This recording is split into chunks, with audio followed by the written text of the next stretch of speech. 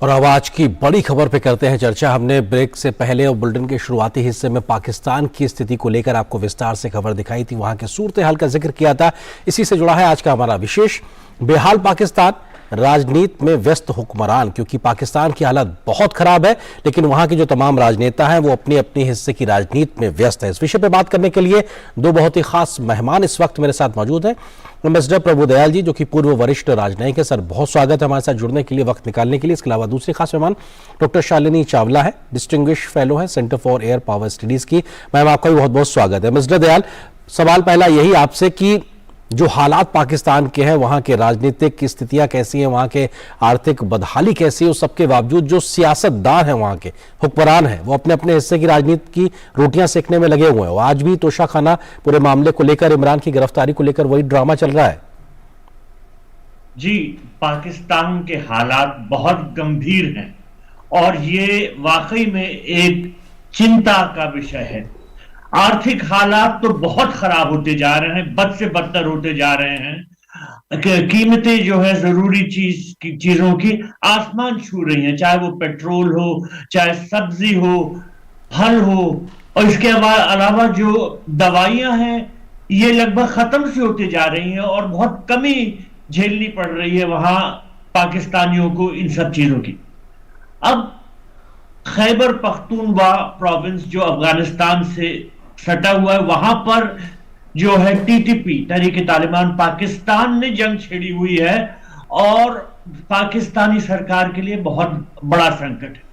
अब जैसा आपने अभी चर्चा की जी, पाकिस्तान के जो नेता हैं वो खुद आपस में रोज लड़ रहे हैं और उनकी लड़ाइयां जो हैं वो जनता को नाराज कर रही है, क्योंकि देश की समस्याओं से लड़ने के बजाय वो आपस में लड़ रहे हैं और एक दूसरे को खत्म करने की कोशिश कर रहे हैं। आपने बताया कि इमरान खान के खिलाफ वो तोशाखाना केस में उनकी गिरफ्तारी के इम्कान है और मैंने पढ़ा कि उनके घर पे पुलिस पहुंची, लेकिन वो शायद वहां से फरार थे जी। अब समस्या इतनी गंभीर है कि पाकिस्तान का जो आम आदमी है वो बहुत तंग है।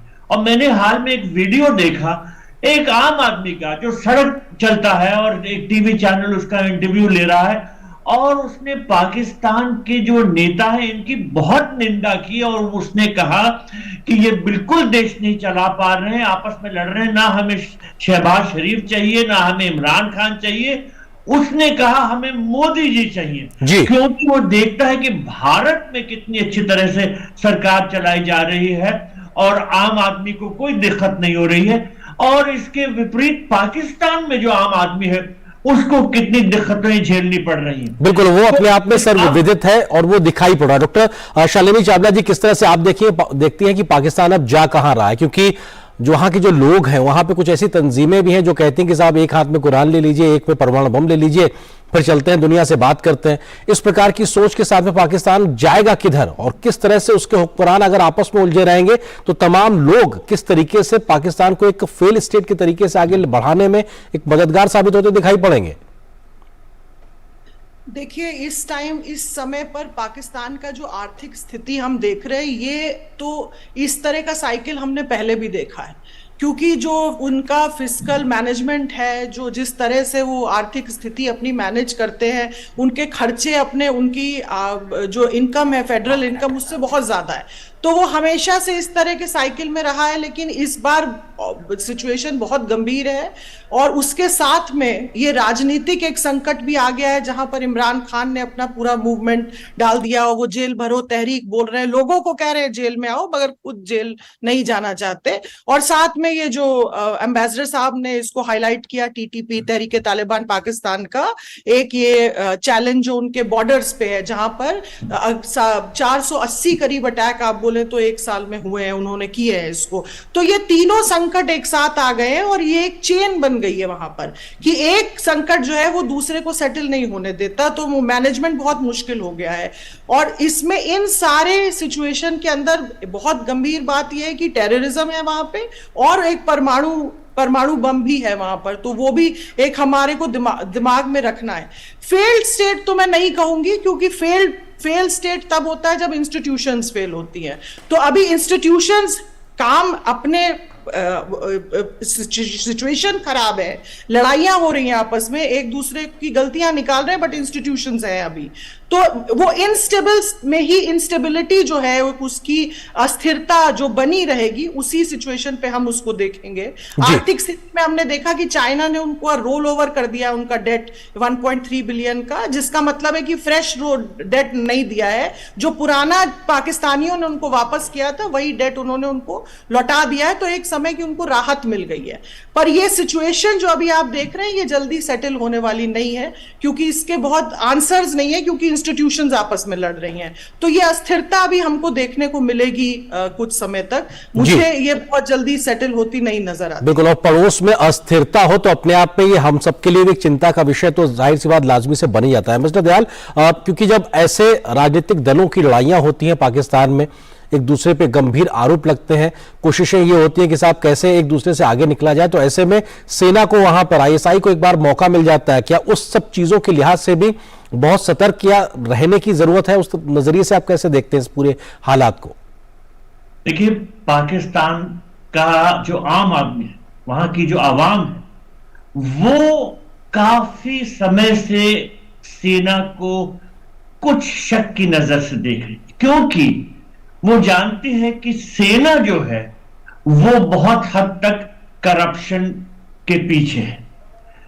पाकिस्तान का जो डिफेंस बजट है वो बहुत बड़ा है, 17.5% टोटल बजट का जो है वो डिफेंस बजट है। अब ये पैसा जाता कहां है?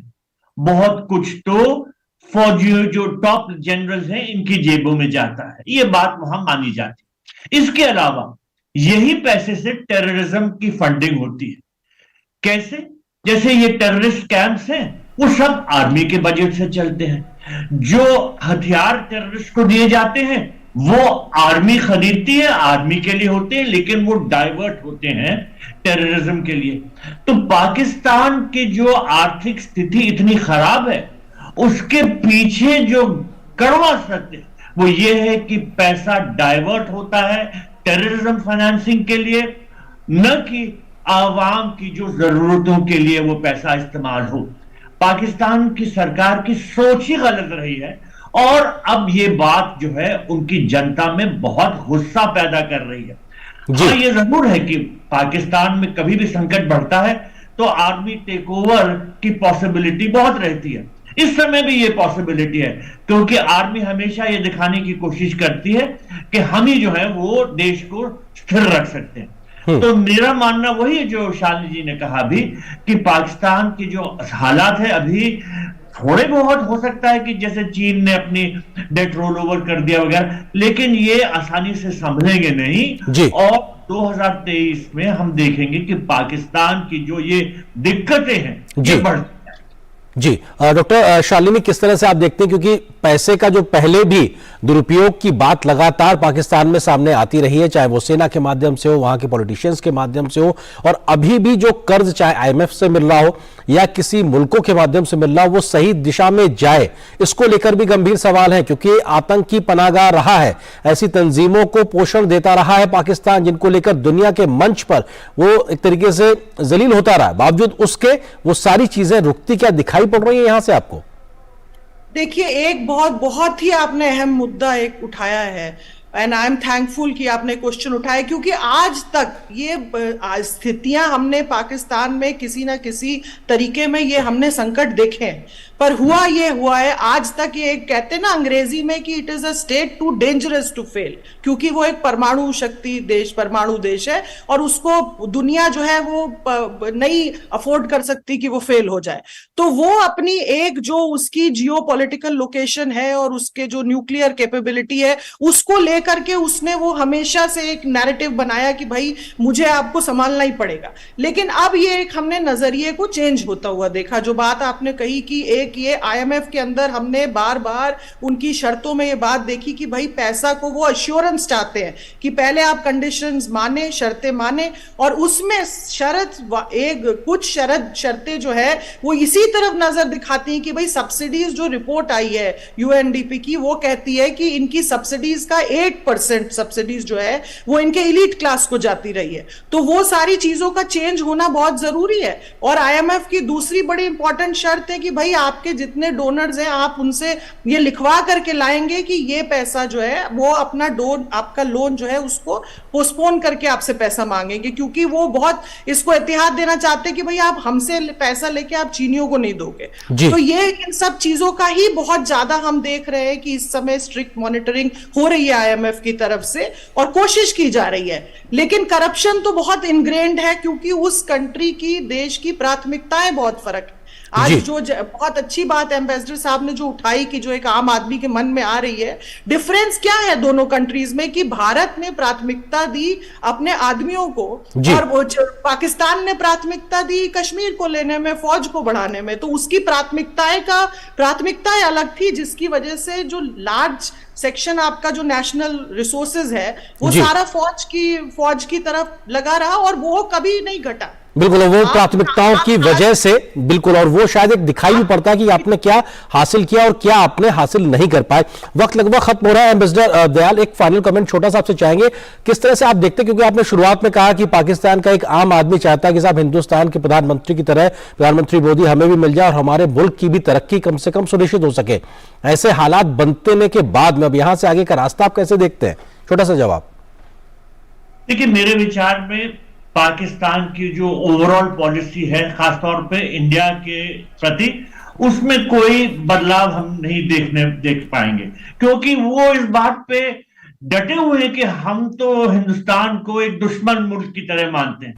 तो इसके चलते हुए उनकी नीति में परिवर्तन होना मुश्किल है और उनके हालात जो है चाहे जितने खराब होते रहें, पाकिस्तान की सरकार के लिए ये बहुत मुश्किल है कि वो किसी तरह से वास्तव में कोई परिवर्तन करे। तो मेरे विचार में वहां के जो हालात हैं वो आसानी से नहीं समझ सकते। बिल्कुल, वहां की आवाम ही शायद अपने आप में इस हालात को बदलने में एक बड़ा रोल अदा करे। फिलहाल वक्त इतनी इजाजत दे रहा है। आप दोनों मेहमानों को बहुत शुक्रिया, मिस्टर दयाल आपका, डॉक्टर शालिनी चावला आपका हमारे साथ जुड़ने के लिए, इस विषय पर विस्तार से बात करने के लिए आप दोनों का बहुत बहुत शुक्रिया।